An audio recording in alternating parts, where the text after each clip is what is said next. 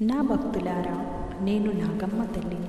మీ జాతకంలో కుజదోషం ఉందని, నాగదోషం ఉందని భయపడుతున్నారా? భయాన్ని వదిలి నా శరణుకురా. కుజుడు అగ్ని స్వభావం. అది కోపం, ఆలస్యం, వివాహంలో ఆటంకాలు కలిగించవచ్చు. కానీ గుర్తుంచుకో, అగ్ని చెడు కాదు, అది శక్తి. నీ కోపాన్ని ధైర్యంగా మార్చు, నీ ఆతురతను పట్టుదలగా మార్చు. నేను నీ సమతుల్యం ఇస్తాను.